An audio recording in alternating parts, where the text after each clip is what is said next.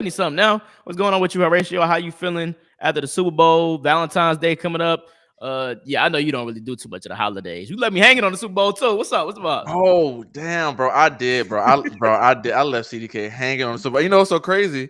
I think I hit you up, bro. That's terrible. When you hit somebody up, I think I hit you up like, yo, what are you doing? And then you told me, and I was like, because then you know what? I'm actually glad I didn't go out for the Super Bowl because the game really wasn't like That one of hitting the really like that. So I'm like, when I was sitting in the crib watching, I'm like, all right, I'm glad that I didn't go out. You know what I'm saying? But I do wish I was around people because I just watched the game, bro, at the crib by myself. I think it's my first time just watching it by myself, like with no fanfare, no like I'm gonna get a pizza or whatever. No, just sitting down like a regular game, and it was good. What you think about it, man? Nah, it was okay. I left during halftime. I left actually in the middle of Kendrick Lamar's performance. Don't really care for all the symbolism and all of that great stuff. Like I Right, understand it you. in the protest, great, you know what I'm saying? But it's like, bro, I want like Usher was one of my favorites. Michael Jackson was one of my favorites because it was for the casual fans too. For people that don't really know who you are as an artist, that's what the Super Bowl is for, not for your super fans. These people are going to enjoy this performance because they may recognize this song or have a likely chance of liking it because it's a hit. That's what I enjoy about the Super Bowl. But you know, Kendrick did a little thing that's a little different. I didn't say it was bad, it just wasn't for me. Really? Look, okay. I like the performance, right? I just wish like okay, you open, you did a big open, right? Because you already got Not Like Us. That's the closer. Like that's the thing that's gonna bring people together. So you got that. When you do, like you said, like diverse audiences, you need a song that can cross over. He already got that song, right? I just want him to do more of his hits. Like it felt like his album concert. Like if you want to go Correct. see his album, like the one he just put out, I'm like, bro, he shouldn't like the only song he should have done from his new album to me was um Not Like Us and TV Off. And other than that, bro, just straight hits. But then I realized he did the Super Bowl 2 years ago and he did like All Right. He did um Mad City. So those are songs where I'm like, all right, Mad City, you got to kick it off. Like it has to be something that's big. But I mean, still, I thought you did a good job. I mean, if for me, I enjoyed it, right? But if I'm thinking about like how you're thinking about as far as like diverse audiences, it's like, oh yeah, that first song I did not like. I didn't like how he started it. I just wanted No, I something big. hated that. I hated I that. just wanted something big. Give me something, but that's Kendrick though. Like so that's and then I started going back looking at I went and looked at a list of the halftime performers because like when we were young, it was like U2 and like Billy Joel and stuff. It was like people like Who? that. Like exactly. It was like Coldplay. It was like people like that. Like people where it was more like rock centered and like but now it's more on the hip hop side because of how big hip hop music is. It's pop music. So I just want to see kind of like the levels of who should do it and who should not do it and like the crossover rate because most of those people are black. Like for the past 4 or 5 years, it's been black artists. So every year we kind of go through this when the black artist goes, it's like, oh, they don't have enough music to cross over to be in front of this diverse audience. But hey, I guess they do because culture drives it. Like the people talking about it drives it. It really doesn't matter the people who bought the tickets at the game, did they enjoy it as far as the numbers wise. Like Right. after after that, it's pretty much over. Like they want the conversation. They want the NFL posted the Say Drake, him walking and thing like on their reels thing. Like they want a moment like that. They want culture driven conversations, and that is what the black culture. That's what we give them. You know what I'm saying? So it's the NFL slighted their audience in that way. That's not on Kendrick. That's not on the rap scene. That's not even on Jay-Z. That's on the NFL. They want that cultural moment. So, hey man, he got it. The A minor, the Serena. Okay, let's talk about this Serena Williams. I hope because I didn't think that I thought you were going to come up here and say that you loved it. That's why I like this podcast. Nah. I really thought that you were going to say, "Oh man, it was great, the symbolism." But I kind of feel the same way. Like it was cool. I saw the Serena thing. I don't like how people tie in. Like, why are people talking about her husband? What does her husband have to do with anything? Her name is in the song, right? So Right. it's like that's if anything, that's why she should be there, not because of anything else. Truly, if I was like, if it was me and my song was in, I would try to be in it, right? So, but add the LA, add the black, add the the goat woman. She's the woman MJ. You know what I'm saying? So you add all that. It's like, of course she's supposed to be there. Why y'all niggas talking about her? Well, then she go home to a colonizer. It's like, bro, what does that have? Come on now. Now y'all still like that has nothing to do with her doing a 1 second cutaway from her dancing on the stage. So I think that's corny. I hate how people try to again, but this is what they want. They want different conversations. They want. Remember last year it was Usher and Alicia Keys, and now people, oh, Swiss Beats, and now they're going to, you know what I'm saying? Like, they bro, want the come whole on, be for conversation, real. but they want the whole conversation, and hey man, we're giving it to them, but it's just it's it's weird to see what people take little things, but that's a Kendrick performance, man. Kendrick does things to where he wants people to take it apart and make it bigger than what it is, because I don't even think he'd be thinking that deep on some of these things. Facts, bro. He probably does, but then like it'd be like small things that like the A Chain, yeah, it is a lowercase a, but that's for his record label. Like that has nothing to do with that. I mean, it could be two things could be true at one time, but yeah, that's where I was with the Super Bowl performance. Yeah. Other than that, man, I mean, it was a shout out to the Eagles. I mean, everybody wants to see. That's another thing too, man. I don't hate Patrick Mahomes, bro. People hate people. Okay, people hate winners, and this is something that we all have to look at within ourselves as human beings, bro. Once people get like, bro, you remember when Pat Mahomes? It was like, bro, this kid, bro, this Pat Mahomes, man, this guy's like, and then now he gets up, he wins 3 rings, and I was like, oh, everybody hates him, all right, and now we use everything against him. I don't hate the guy. I wanted a good game. Like, I literally wanted a good game. If I would have paid a ticket, I'd be mad. Like, damn, I went to this game. I mean, I wanted the Eagles to win for sure, but I wanted to be like a normal Eagles game. They go down to the wire or whatever. These niggas blew them out. I mean, it was like 25 to zip. Yeah, it was like 25 to zip halftime. So I would have just wanted a better game. But hey, man, shout out to my nigga Jalen Hurts. He got the ring. You lose one, you come back and get it. That's a good feeling. You don't got to have that thing over your head the whole time. And it wasn't that long of a period. It's only 2 years. You know what I'm saying? Some people get there and never go back. And that's just crushing, I would imagine, But yeah, I do want to do a shout out from the Super Bowl. One shout out. Shout out to Jeremiah Trotter Jr. His dad won a Super Bowl ring with the Eagles in 2005, wearing the same number that he wore, which was number 54. And 20 years later, his son wins again in 2025, wearing the same number on the same team. That's crazy. Wow. Hey, man, shout out to that. Damn. That's dope, man. Shout out to, and we love black nepotism over here, CDK and Horatio. So shout out to them. Let's move on, bro. Okay, we haven't recorded in a while, but I want to go back to this because they tried to trick us out our spot being that it's Black History Month. All right. Did you see the collab? And I want to shout out to all black people because we didn't fall for it this time. Did you see the collab between Don Julio and Popeyes? Yes, I did. We didn't fall for it. We didn't fall for it. Now I've seen people go. I've seen it happen, but not like how it was, bro.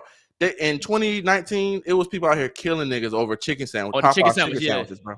So, they put out their clone Tyrone. I think people got a little bit more like, whoa, what is this? Popeyes. I mean, chicken and Don Julio is already crazy. Now I did see some niggas do the whole like. I saw niggas with sprinklers and Popeyes, but it wasn't as bad. Like, you're gonna get the low, like the people that jump from trend to trend, they're gonna jump on the trend and then keep it moving. But it wasn't a big thing. I want to shout out. We didn't fall for the distraction. Shout out to Black History Month. Don't take your ass down there and pour Don Julio on chicken. It's embarrassing. What you got, bro? Shout out to all of the black people that understand the power of the black dollar. So you've seen all the companies pulling back from the DEI stuff. Disney was just announced earlier on today. Walmart, Target has been the biggest one though that people have been talking about. Right. $5.7 billion have already been lost from Target in 2025 alone. All the fact that people have really stopped shopping at Target. And I'm not gonna lie, I haven't been to Target again since then. Like, people are really choosing other options. And I used to always be the person that's like, man, boycotting don't do nothing. Like, people aren't gonna really stand up. Like, I know my people. Like, I was like that type of guy. I mean, maybe that was a jigaboo coon way of thinking, but but I don't think so. It depends on where you at and how you think. But I mean, yeah, bro. But my whole thing is we don't have a black anything to pour it into. It's like, okay, facts. Don't shop at Target. Now go to the other white man at Costco. I saw Al Sharpton. Shout out to Al Sharpton. I saw him in Costco. I want to have a conversation with Al Sharpton. I can't wait to have him. And we're gonna have this conversation with Al Sharpton because we have a connect with Al Sharpton who with the auntie. But Al Sharpton with the auntie? No, Tyleek McMillan, who was my RA, it works with him directly. So I'm like, this would be perfect, right? Because either way, he was at Costco. He led this whole thing of like this Target DEI, they're stopping it, so we're going to take our business to Costco. And I'm like, oh, it's like, yeah, but it's like, this is not black owned either. So it's like, I understand, like you said, the power of the black dollar, but we have to be able to see, like, okay, let's take this and put it really into something that we need. Now, granted, I'm not saying it's no black grocery stores, but black chain grocery stores in every city, obviously. So I understand it, and it does make sense. Like, if you're not supporting something that we value, then we're not going to shop here. I mean, that's just human right. I mean, you don't have to, it just makes sense for anybody to do that. If any company, you don't have to spend your money where the company doesn't align. We have that decision as consumers or whatever. So yeah, and I've actually seen this, like people do this. My mom sent me a link about it. I'm like, oh shit, like people really, what I'm saying, doing it. So because I was like that too. Like I don't give a damn. If Target got something I need, I'm gonna be in Target. But I get it because it does move the needle. And this would make, I'm surprised Target as a company wouldn't just fold just because you just want to appease Oh, everybody. they tried to. They trying to come back, and it's like, nah, it's already too late now. Because that's the thing. Like, if we allow that, and then like we see that they give up, and then they're like, okay, well, we can give it to you now, like a here nigga damn. Then does it really serve the purpose? Nah, twin, stand on that shit. Yeah. I never heard that. A here nigga damn. Yeah, that's so perfect for when you trying to, like, all right, here nigga damn. All right, like, get away from me. Take it. And that's what companies do when you do that. Here nigga damn. But my thing is, though, the alternative Walmart is like, like Walmart's so skeevy, bro. Target does have a light component with. We're not shopping at Walmart either. That's what. Okay, so so that's the point. How many? All right, now we're into local. Okay, so now we're into our local grocery store, and this probably Lidl, what we should be doing. Yeah, Costco, Lidl, BJ's, Food Lion. Yeah. That's what I was been told. But I'm like, the list keep getting longer. Like at some point in time, niggas about to have to be growing, doing harvest and stuff. At this point, find a patch of land and start your garden. All right, we got to just But yeah, shout out to the here nigga damn. Okay, let's move on. Now, I don't know if you saw this song come out, but from DaBaby and Young Miami, right? So it's a song called "That's My Hoe" or something like that, but like that's my, something along that line. And when the song came out, I was looking at the comments on Twitter, and a lot of people were saying, "You're too old for this song. You're too old for this type of music." Right, talking about DaBaby. Now I looked at his age; they're around 33, 34, 35, around that age, both of them. And I'm like, what are your thoughts on like chasing a sound when you've already kind of built that? Like, where does somebody like DaBaby go? Now, I like DaBaby. I like his last album or EP or something like that. The one he stand on the Cybertruck. I thought that was good. A lot of songs I thought was like good. Like it goes into who he is. But if you're trying to make a hit song, it kind of has to sound like these type of songs. So what do you think? Like, what's the next route for these artists?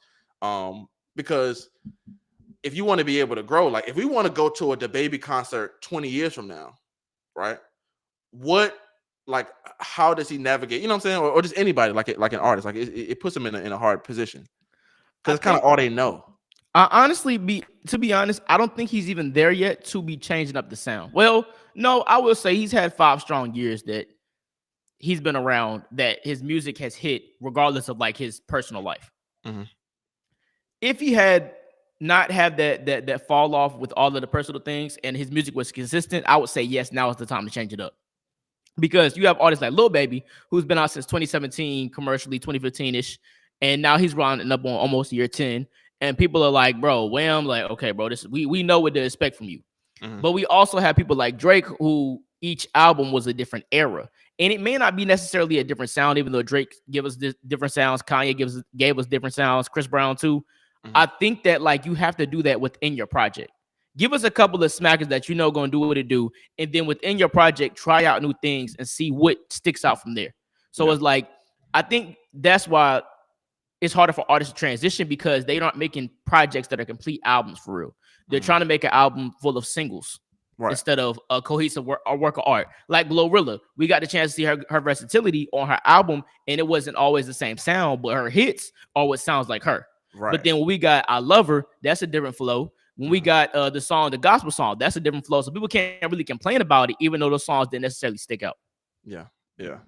And like you said, I think that's what he's doing as far as like DaBaby is concerned. But like you said, the singles are always going to kind of sound like that. And so when you're chasing a bunch of singles, it's going to sound like, everyone else. But that's a hard thing that people don't, I guess think about because it's the privilege of being like an artist or whatever. But um, it does suck like seeing kind of your artist, your fan base. I would imagine kind of like drift away from you in a way, like they're like talking shit about it. You know what I'm saying? I'm sure Hmm. that that has to feel bad and kind of play like a mind fuck on you because people, like we said earlier with Pat Mahomes, whatever, like people build you up in a way and then kind of shit on exactly what you was doing. The reason why they like you.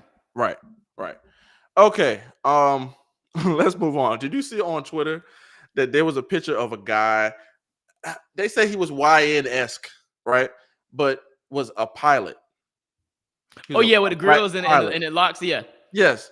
And and the discourse was, oh, like, would you let this guy, you know, fly you or whatever, or would you be Hmm. comfortable with this guy being your pilot?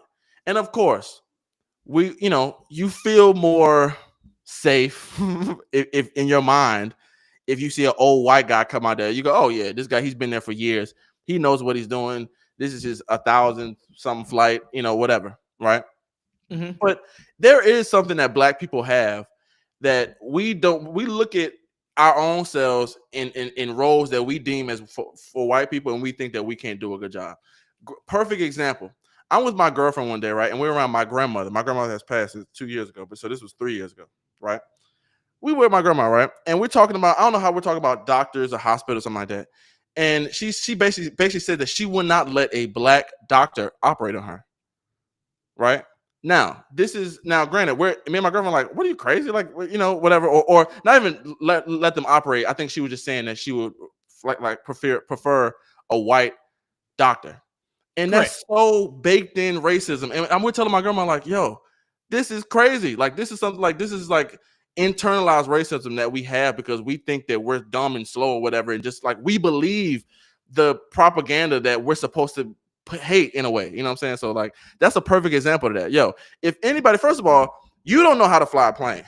I don't know how to fly a plane. And like, that's something that you can't even like, you have to completely relinquish your abilities to somebody else. Like, so if somebody or like a doctor or a pilot, if they are in that position, know that they're in that position for a good thing. Like, stop that whole thing is really based on like self-hate and identity politics, right? You look at somebody, you go, they got locks, they got tattoos, they can't fly a plane. It's like, nigga, are you crazy? You can't fly a plane. So if they're in that position, then you should probably trust them just how you trust the old white man, But we just have that running in our mind, especially as black people. My grandma had it, and she had it in the time where niggas was getting, what I'm saying, in the 60s and shit like that. So it's internalized. And so, like, I understand, like, it's a joke, YN pilot. But if we see somebody in that position as a black person, lift them up, because they're going through so much old white people, like little white tricks or whatever that you won't even, you wouldn't know. So don't be that type of person. I always see that. But yeah, the black pilot. Yeah, I definitely agree with that. They're just as qualified. You know what I'm saying? So we Right. can't talk about how we're oppressed and how we're not how we're not held to the same standards when we ourselves are not putting our emphasis, putting our energy and love into our own black creatives. Right. You have anything else? Because I got one more. Yeah, I got one more thing. We talk about this kind of. Nearly 50% of men between the ages of 18 and 25 have never asked a woman out in person. Say What's that one more time. crazy? Read that What's one up? more time. One more time. Nearly 50% of men age 18 to 25, so we 50. passed this, have never asked a woman out in person. Wow. 18 to 25. So what is that? That's 2000. That's what?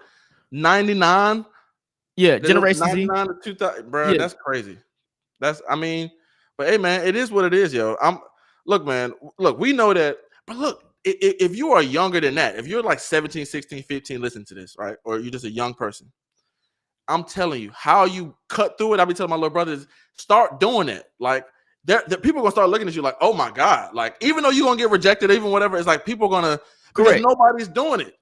So, and honestly, it's the biggest thing how you can connect with somebody. It's harder to connect somebody on the phone, even on FaceTime. Like, in person, people's faces and they're looking around and their body language is so much, better in front of somebody. So I'm telling you how you can excel and be that guy is just do that, because otherwise you're gonna be in a long list of DMs like everybody else. Like, everybody has DMs, bro. And bro, I was just thinking about dating apps in general, bro. It's so many. Like, we really think we have so many options, bro. You're like, Hmm.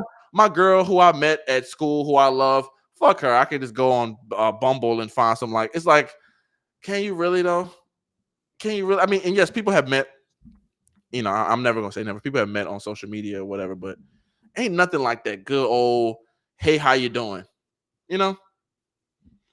Good. Yeah, exactly. Hey, how you doing? Like, and that's how I got my last one.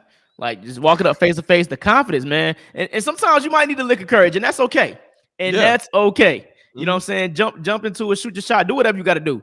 But Yeah. get up out there, show your face. And women love confidence more than anything. Sometimes they might be like, oh, hold on, like, because they can read your personality, but through a phone, they can only see perception. So And if you look, know, it's so many videos on TikTok and YouTube of women saying, I go out, especially over 25.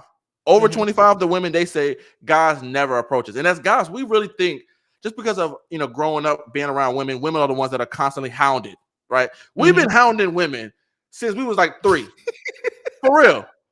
Right? So they so used to that, right? So then once they get up like older or whatever, let's say past 22, whatever, they always go, guys don't approach me like how you know I was or like just how I was back in the day. So I'm telling you, you get that superpower and really gotta. But here's what you do. And I used to tell guys this in college. Here's how you start out. Just walk up and say something. Don't try to fuck them all. Don't try to get everybody's number. Don't try to do none of that. Go, hey, how you doing? Get used to getting your voice out there. Or you have to hear yourself speak out loud so that because like you get so in your head that when you start speaking, you be like your voice will crack or you be nervous or whatever. So you have to get used to speaking out loud, and then you start growing from there. You know what I'm saying? Getting comfortable with silence and stuff like that. So yeah, man. But that's the thing though. It's hard. That's hard to do. it Like is. you have to plan that, and if guys don't have the option to do that because of phones and stuff like that, you won't take it. You just You won't. chill. You be at the crib, jerk off. You know what I'm saying? Fuck your AI robot. You know.